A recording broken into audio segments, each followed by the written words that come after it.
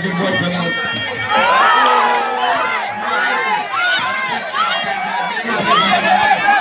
ต่อยมาเขาเป็นลูกที่ของยืนว่าทำได้หรือเปล่าถ้าซ้อมไม่ดีโอ้โหดูดีดูน้ำเพชรเจ้ากับเผือกดำน้ำเพชรเจ้ากับเผือกดำน้ำขึ้นช้างเพชรเจ้าดอกพุทธีนี่ไม่ใช่ธรรมดาช้างเพชรเจ้าเตะขวาลูกนี้น้ำว่าอย่างไรน้ำต่อยขวาขวากับซ้ายเข้าทางกันพอดีช้างเพชรเจ้าเตะขวาลูกนี้ไม่โดนน้ำไปบนทางซ้ายเตะขวาโอ้โหวันพรุ่งนี้การทางกันพอดีขวากับซ้ายใครทำก่อนได้เพียงน้ำทำเก่าเตี้ยไปเลยเอาละครับพี่น้องไปกับ2,000คู่นี้ช้างพระเจ้ารองไว้ช้างพระเจ้ารองไว้จตุคามรับรวมเลยนะครับจตุคามกับเล่นไว้อัพครับรับรวมเลยครับโอเคขอบคุณมากครับดูช้างพระเจ้ากับเพิ่งนำรู้สึกที่พออีกแล้วตัวนี้แอนตุซินจะให้3 แผงครับพี่น้องนักมวยท่านที่ดูการเข้าเขาเราชอบกับแอนตุซินแจกเพิ่งนำช้างพระเจ้าเป็นซ้ายทุกที่1ผู้ชมทุกที่2ต่อหน้าคาถาช้างพระเจ้าท้ายต่อยขวาพายดำพายดำตีเข่า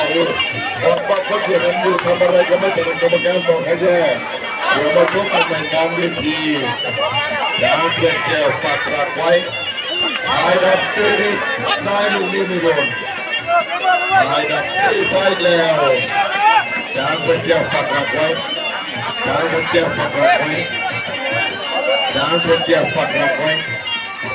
พายดำสวิงขวาช้างพระเจ้าผู้บัญชาการการใช้ออกดูช้างพระเจ้าเดินหน้ากันมาช้างพระเจ้าวิ่ง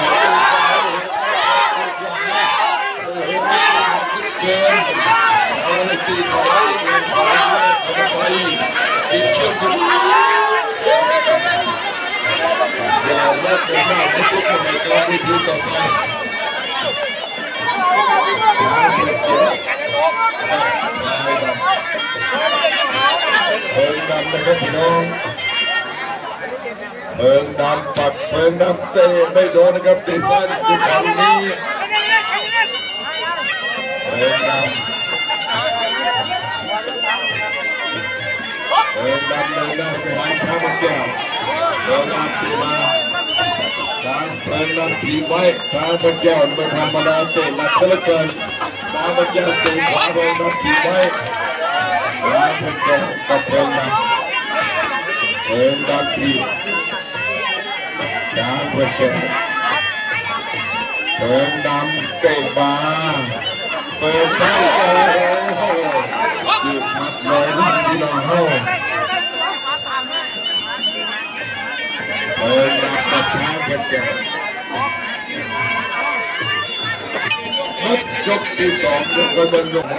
ต่อไปเป็นมวยหญิงครับสีบุญเรืองต่อไปเป็นมวยวันนี้มาเจอกับมวย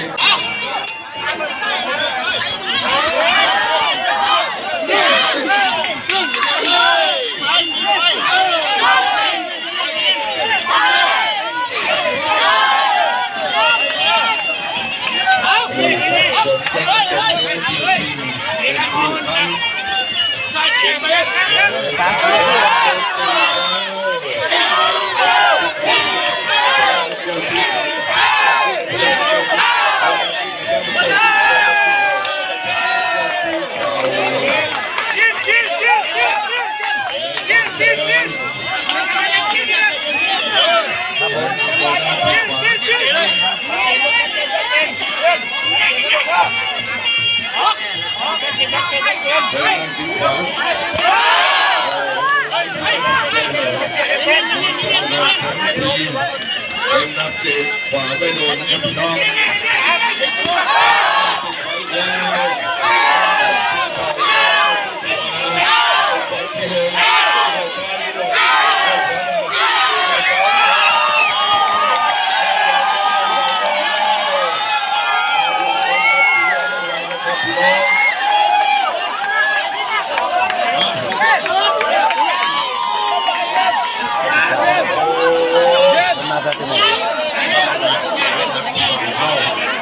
ถ้าใครเป็น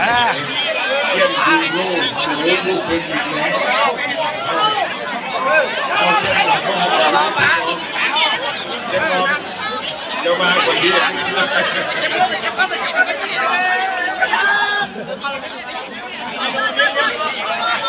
เชือกกับทุกลาย มองนี่ครับโอ้โหอาจจะมีต่อยน้อยทางพระเจ้าน้องน้องานพระพุทธเจ้าอนุสาวรีย์ราเจนะจีต้ามีเมื่อวาน2,000สตองครับสตองมีเมื่อวานไว้ครับ